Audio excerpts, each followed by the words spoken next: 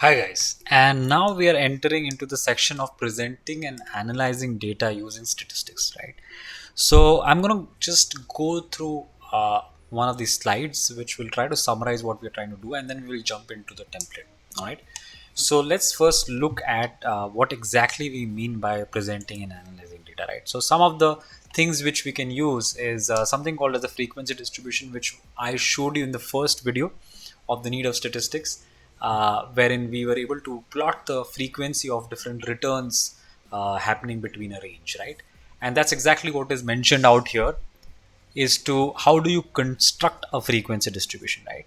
So although these steps have been given here, right? So sort the data in ascending order, calculate the range. But I'm going to simplify this for you, so you really don't have to look at the steps out here. But yes, that is one. What I wanted to cover out here is that there's something called as frequency distribution, and I'm going to show you what it looks like. So let's go to the next thing that we can create. One of the things, again, as a part of frequency distribution we can use is relative frequency, then cumulative relative frequency, histogram, frequency polygon, and cumulative frequency distribution. So that's a lot of types of frequency distribution. But once you look at visually what it looks like, then it becomes more clearer. So if you see out here, uh, whatever the frequency of occurrences is there, and if you plot it, this is what a histogram looks like, right? This is what a cumulative frequency looks like, which tries to show how many occurrences have happened till a certain data point or a frequency. And a frequency polygon is nothing but showing you, the relative frequency of how many percentages of occurrences are happening at this point, right? So instead of just looking at this, it's always better to calculate it and do it with real data. So let's get started. So we're going to first start with frequency distribution. So before we even start creating any of those charts, right, what we need to first do is to first calculate the different frequency distribution, right? First we need to create the distribution itself, right? So what we're going to do is I'm just going to copy this sheet. You will be having a cleaner template, but I am using the same template to calculate different numbers. So what I want to do in a frequency distribution is, this is the data of Yes Bank since 2005, since it's actually got listed. And what I've tried to find out is the different percentage change of its stock, right, every year, right? So every year I'm trying to calculate, every day I'm trying to calculate how much has the stock price increased or decreased, right?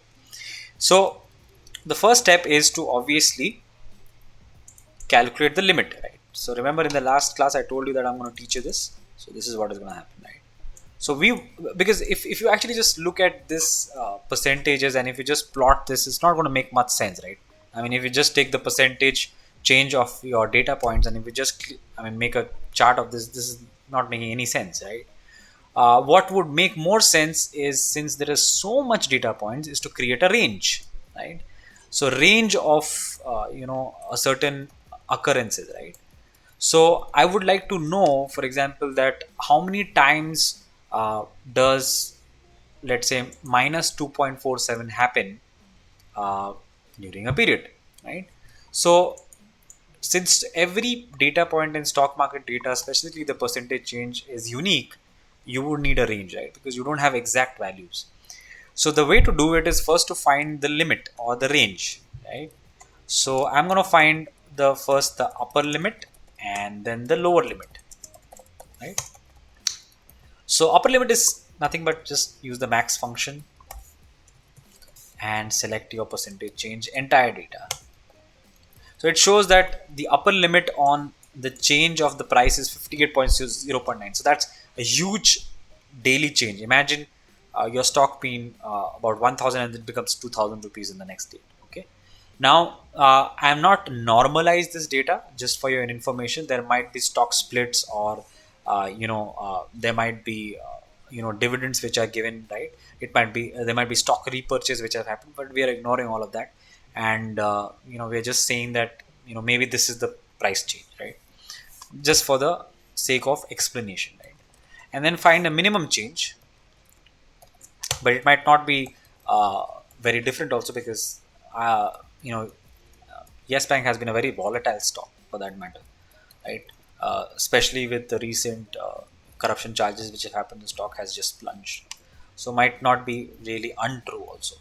Now, once we get the upper limit and the lower limit, so we have a range, right, of performance of the price changes or the the fluctuation happening, right?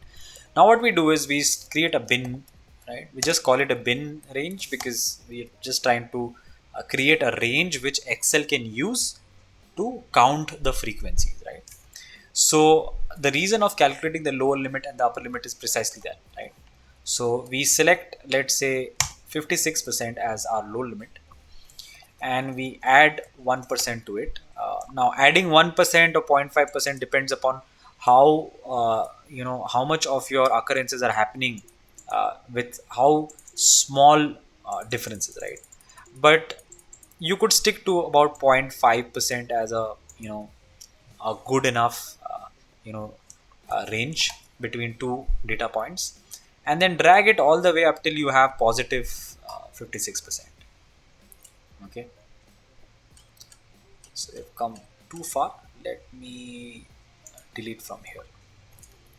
Okay, so now we have a range, we have a bin range which we can use Excel to give us the proper frequency distribution. All right, now what we do is we go to data, and you need to use the data analysis tool pack. So I had covered this in my initial Excel part 1 section on how to enable data analysis tool pack. So if you don't know, uh, the only thing what you need to do is go to files, go to options, and then if you go to add-ins, you will see analysis tool pack. And if you see out here, it's called manage Excel add-in. All you need to do is just press go, select the analysis tool pack, and press OK. So in your data section, your analysis tool pack will get activated. All right, now we select data analysis tool pack, and you click the tool as histogram. All right, you click histogram and press OK. And now it will ask us to calculate or select the input range, the data range, where Excel can go and count. Okay. So original data. So original data is the percentage change, right? And the bin range is the bin which we exactly created just right now, where we want Excel to plot. And select the bin range. And output range is up to you if you want to make it in a new worksheet or if you want to just make it in the same worksheet. Anything works fine. And select this. I've selected M7 as this place where I want this to be calculated. And there you go. My frequency distribution table has been created. So we have first created the table. Okay. Now, if you actually zoom out, you'll see it has actually counted the occurrences between two data points, right? So if you see, there are a lot of occurrences happening in this range, right? So now what you can do is you can select this and press F11, and you get a normal distribution, right? So this is also called as a normal distribution. It's up to you if you want to change the chart type and create it into a line graph or something, or you could also create a scatter plot just to see the shape of the curve. The main thing is to understand the concept of a normal distribution. So this is a bell curve is what we call it, right? So first of all, you can infer that most of your occurrences are happening between a particular range, right? Between let's say about if I just zoom in a little bit, you'll see it's occurring between about -8 to about 9.89%, right? So I created a chart out of that, right? But our objective was not just to create a chart, but to infer something, right? So we created the frequency occurrences, right? Now what you can also do is to try to calculate the cumulative frequency. Okay, because every time you just don't want to create a normal distribution and zoom in and then find out how many occurrences are happening till a certain point, right? So what cumulative frequency does is just adds up, right? For example, till minus 56.1 there's only one occurrence, but till minus 55.11 percent, it is this value, the last occurrences plus what occurred at this level, right? So it will keep on accumulating. So if you just drag the formula down, there are no occurrences out here, so it's still showing 1, right? And now if you see out here, there's one more occurrence which is happening. So its accumulation has increased to 2, 3, and slowly it will become 100%, right? So if you see, most of the occurrences will end out here, right? 3859. So but this is still calculating in an absolute number, okay? So we created the cumulative frequency column also, right? Now just to convert the frequency table into a percentage, we can also call it as the relative frequency, okay? It's nothing but just converting frequency into a percentage figure, okay? So just divide the occurrences by the number of observations. Either you could sum up, or since we have already calculated cumulative frequency, we could just select the total observations, which is this, right? So now it converts it into a percentage. You can put it into double, two decimal places, and just double click, right? So this gives you the relative frequency, right? So now instead of just counting the numbers and talking about actual occurrences like 282, 395, talking about absolute numbers, now you can also talk in percentage, right? So you can say that, okay, at about 0.89, there are about 18.51% occurrences, occurrences happening at this level, right? At this data point, right? And similarly for different, for example, at 5.89, it's about 1.86% of the occurrences, right? And as you keep on going, 56.89, it's about more than 56.9, it's about 0.03%. So it's nothing but converting the frequency into a percentage, just changing the units, right? And similarly, you could also convert the cumulative frequency into a cumulative relative frequency, right? So again, the same thing, just divide the cumulative frequency divided by the total observation, and instead of just calculating for a point, it will calculate till a point, okay? So let me drag it till here, and see, it becomes 100% at the later stages, right?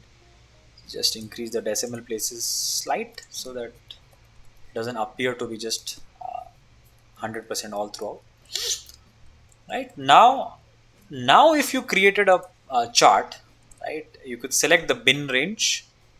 So I'm going to create multiple kinds of charts, right? One is, let's select the cumulative frequency first, and let's create a chart.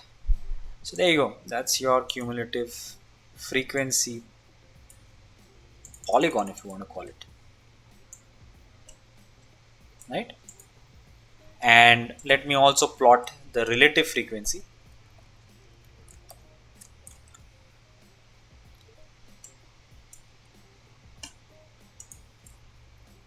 right? Let's press enter, and there you go. So that's now percentage instead of just the absolute terms, right? So now you can make out that, okay, 18% of the observations are happening at this level, or maybe 16% of the observations are happening at this level, right? So that's two charts we just created. Histogram we already created. Histogram was easy. All you need to do was just take the bin and the frequency, right? So bin and the frequency is a histogram. So our histogram is not going to be very it's going to be a large histogram, right? Because we've got a lot of data points. So this is your histogram in case of this data. So we created 3 different kinds of distributions, and way of looking at this data can be different, right? In this, you are just talking about absolute values of occurrences. Here you are talking about percentage of occurrences, and here you are talking about percentage occurrences till a point, right?